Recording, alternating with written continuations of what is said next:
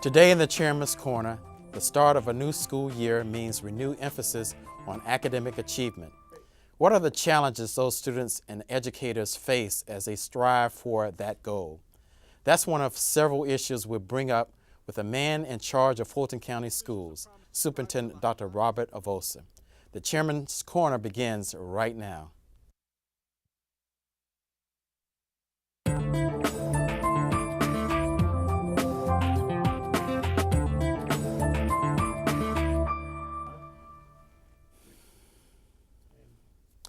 Hello everyone, and thanks for joining us. Schools in the state of Georgia enter the academic year with a focus on preparing our children for their future long after graduation. In a few moments, we'll talk to the man in charge of that effort here in Fulton County, that's Superintendent Dr. Robert Avossa. First, Darryl Carver has more on the goals for this school year. For the more than 90,000 Fulton students heading back to school this year, school officials have promised to strive for the highest level of excellence in the system, even as administrators change the means by which they measure that progress. Fulton, like other Georgia school systems, will now begin a greater focus on the Career Readiness Index to determine how their students performed. Social promotion in the state of Georgia can occur. It can occur.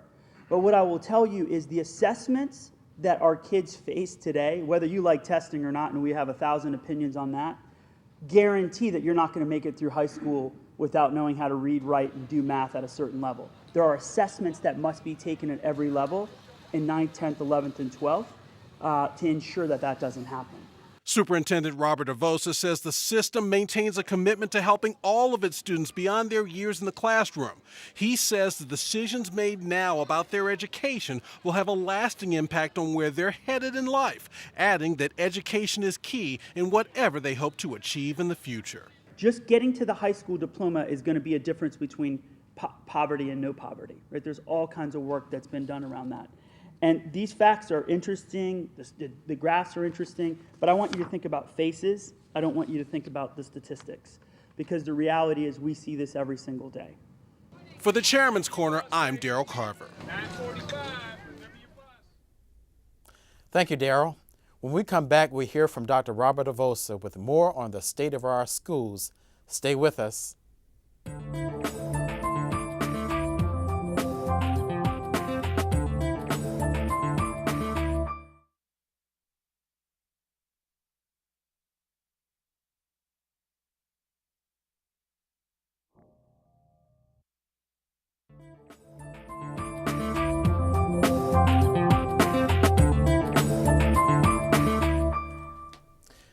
Welcome back. Our topic today, what parents and students should expect of schools in Fulton County.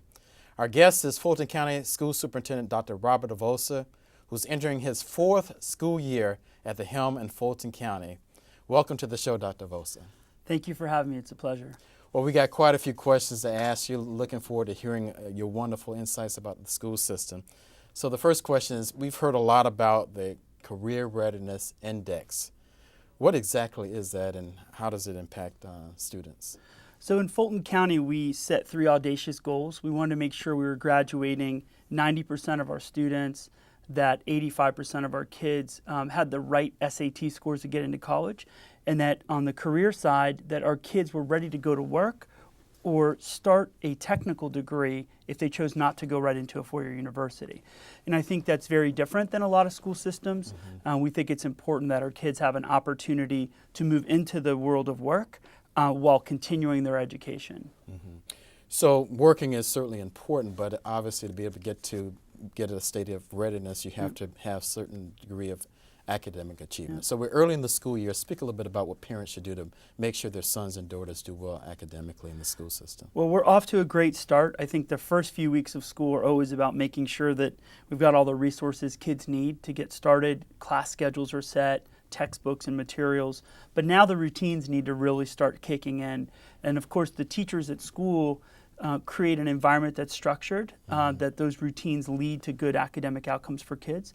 And I think at home, the best advice I could give parents is making sure that they're checking for the kind of work that needs to be done at night, whether they're projects that might be 2 or 3 weeks out, or simple things like making sure that the homework notices are signed each evening. Most of the elementary and middle schools still do that, and I think that's important. There's a lot of technology right now to allow parents to stay in touch, even from a smartphone. Make sure that they sign up for those so that they can get those weekly updates from the teachers. Okay. A few years ago, I was principal for a day. Can you believe that? And I was at Riverwood, and one of the things that struck me back then was the number of students who go from high school to college. Yeah. So I'm a parent. My daughter's now at Riverwood. What can you tell me, along with other parents, what we can do to get our children, our sons and daughters, ready for college? Great question, and I think it starts even before that 11th and 12th grade year. A lot of times parents begin thinking about college in 11th and 12th grade, thinking about SAT classes and PSAT courses and AP potential, and the reality is it starts as early as 9th grade. Making sure that you're sitting down with your child's counselor and tracking out what that 9th grade year looks like. Thinking about summer school options. You know, a lot of times when we were growing up, summer school was for the kids who were behind. When the reality is there are so many opportunities in the greater Atlanta metro area for summer school activities that are really designed to get kids ahead and get them experience in thinking about college. So one point of clarification, for the summer activities, is there an extra price for that, or is that included in? So it just depends. In some cases, there's a small fee associated with it. There are some online courses that may have a $50 fee associated with it. I always tell parents, ask your schools to see if there's any opportunities that are free first, and then the Georgia online schools that are available. And then a lot of the local colleges and universities do some really interesting bridge programs, trying to get kids from Atlanta to stay here and go to college here. Well, I'm a big fan of yours, as well as a big fan of the Fulton County school system. I know about the great achievements, a lot of the gains that have been made over the past several years, but there still is sort of this undercurrent about disparities. How have you been able to address the educational disparities? And I think you're making some strides. So can you elaborate on that? So I'm proud of the progress we've made. I'll always tell people, though, there's so much more still to do. The biggest thing for me is making sure that our kids are graduating on time, which is in 4 years. Our African American and Hispanic students over the last couple years are growing in some cases 4 times faster than the state average, which means we're beginning to see those gap closures. And I always tell people it's not about holding the top down and bringing the bottom up. It's moving both simultaneously up, but the lower achieving kids need to be moved up more rapidly. And we've seen that over the last 3 years. Fulton County now is only behind Cobb County by 0.5 percentage point in graduation rate, and we've surpassed Gwinnett County Public Schools in overall graduation rate. You know, we're moving in the right direction. We're at 75.5% graduation rate. We still have 15 percentage points to meet our goal by 2017. But I've got some schools I'd like to, if you don't mind, brag on for a few minutes. In fact, I was going to give you the opportunity.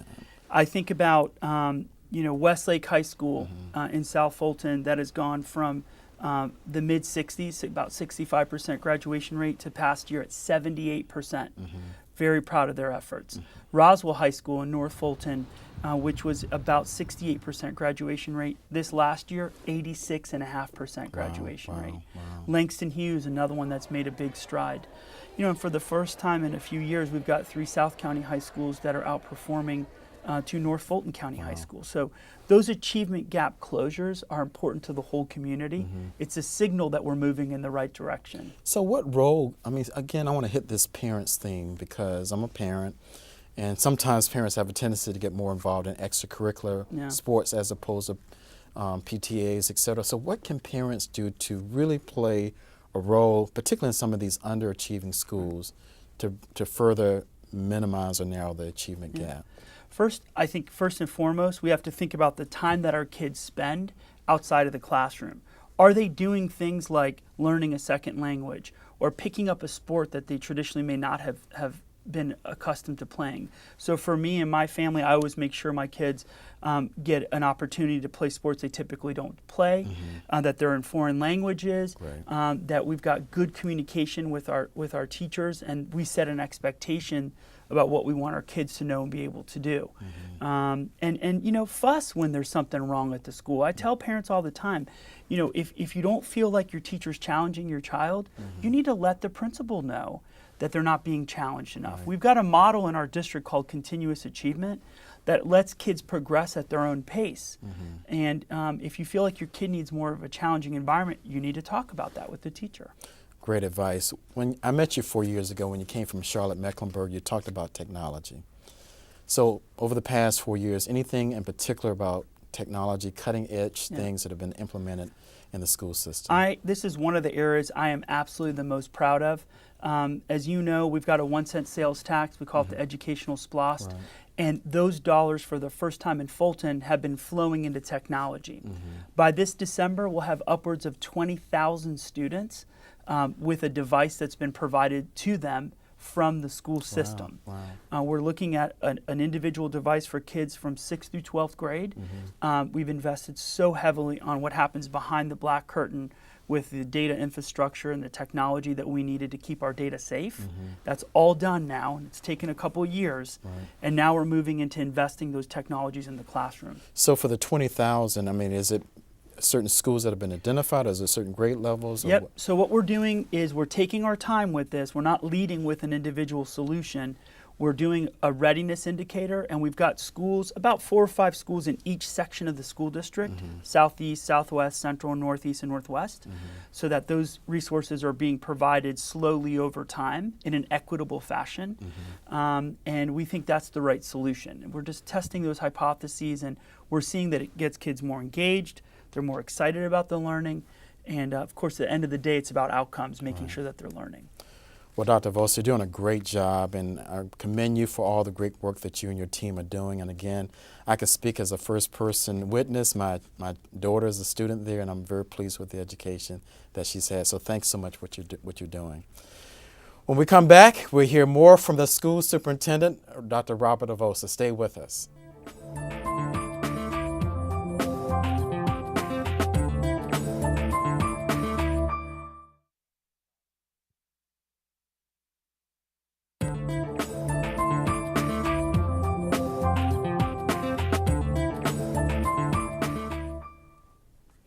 Welcome back. We've been focusing in on improvement and achievement in the Fulton County schools. Our guest today is Fulton County School Superintendent Dr. Robert Avossa. So we talked a lot about achievement. Let's talk about some other more sensitive topics in terms of substance abuse and challenges and suicide, etc. Hosted a community meeting in Sandy Springs a few weeks ago with parents, and that came up as a reoccurring theme. What can we do for our children to get them to not get involved in illicit drug activity, sidestep depression, suicidal tendencies? I know you have a great team in place, so what can parents do? What do we need to know about what we can share with Well, the our first thing is thank you for hosting that kind of meeting, because the reality is the first step is talking about it and acknowledging the fact that teenagers, whether it was 20 years ago, 10 years ago, or today, face these difficult challenges. In fact, I would argue today is probably even more challenging than in the past. With the internet and other things being exposed to that earlier, I think is a real challenge. I think the first thing is let's be honest with one another as a community. Do we have an issue? Yeah, we have an issue. You know, north, south, central, rich, poor, white, African American, Hispanic, our kids are facing challenges. And so the first step is to talk about it. Let's be honest about it. If you think your child is having an issue, you need to ask for help. There's nothing worse than allowing an issue like that to fester and then come forward when it's too late. The mental health issue is a national crisis. The reality is our kids have not had good mental health. We've not done a great job with awareness of mental health, and there's a stigma associated with it. People are ashamed or embarrassed to talk about the fact that their kids are anxious. Think about the world we live in. These kids are stretched and pressed to do better, be faster, smarter than we were as kids. And so they're growing up with adult pressures that we never faced. So the first step is making sure we talk about it, and I think a community meeting like yours is great. The second is collaborating with the Fulton County government, other agencies, which we've been doing the last 16 or 18 months to address some of these issues. Well, the thing you mentioned about honesty and acknowledgement, those are critical. Yeah. Because one of the things that struck me when we hosted this event is there were parents who were very honest and transparent about what was happening, and the message that they wanted other parents to know is don't be naive, Right. Assume, or innocent about this. Your child could be involved. But the other thing that struck me is that there are resources, there is personnel in place. Can you elaborate on what we can do? So every single one of our high schools, middle schools, and elementary have guidance counselors. Mm-hmm. Now, at the middle and high school, you may have other resources that are available, but if parents ask for help, we'll connect you to the right people. Sometimes it's through the government county, sometimes it's through the state, sometimes it's private providers that are out there. But our social workers and guidance counselors, they know which resources are out there. So the first step is to ask for help.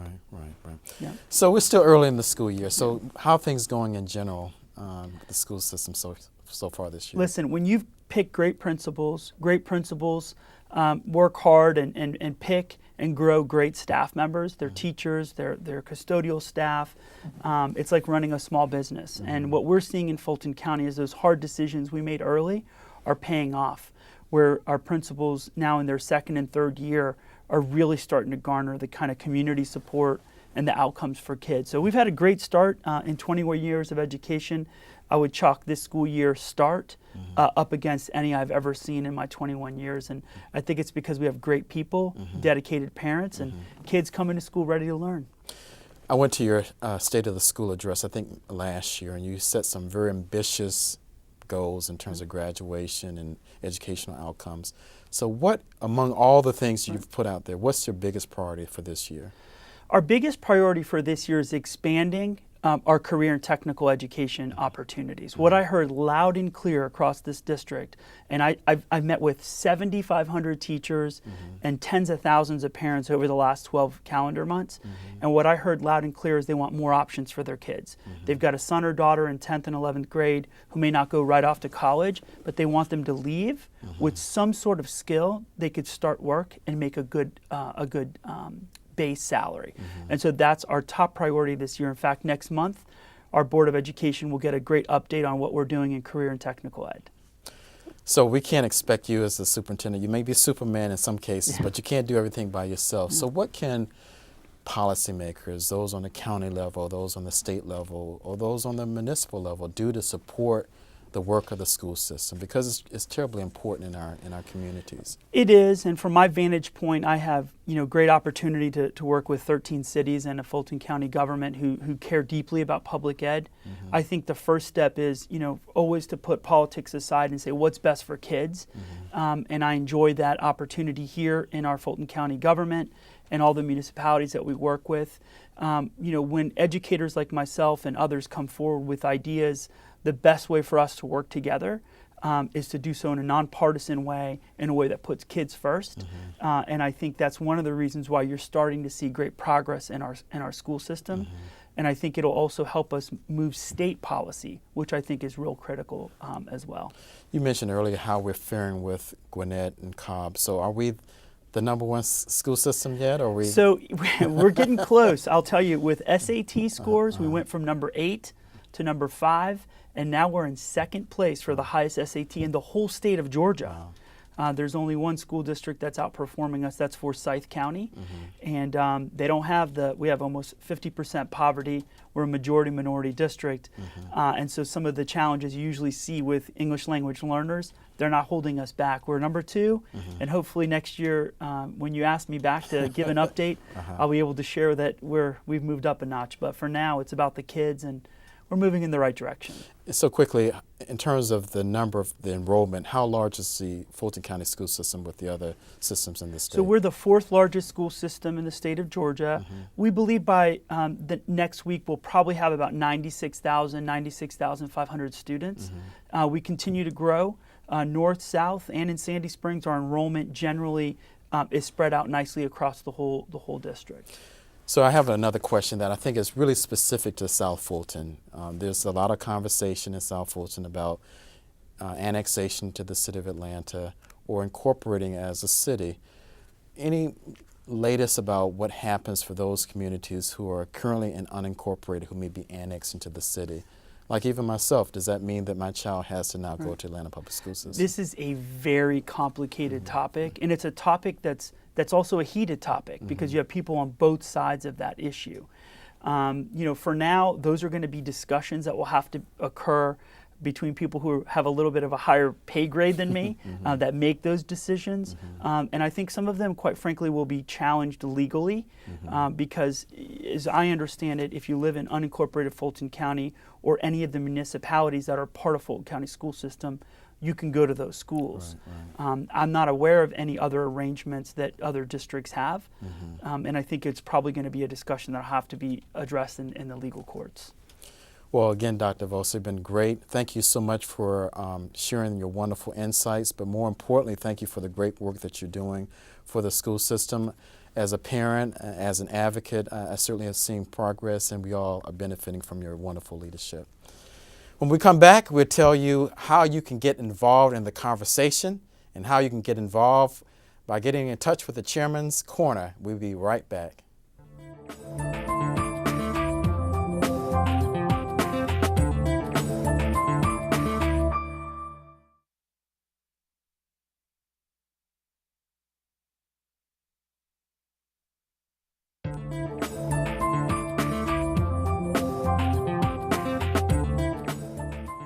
Thanks for spending this time with us today.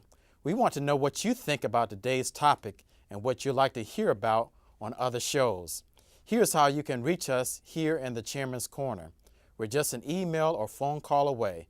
Be sure to connect with us online as well as on Twitter and Facebook. That's all of our time. Thanks again for joining us in the Chairman's Corner.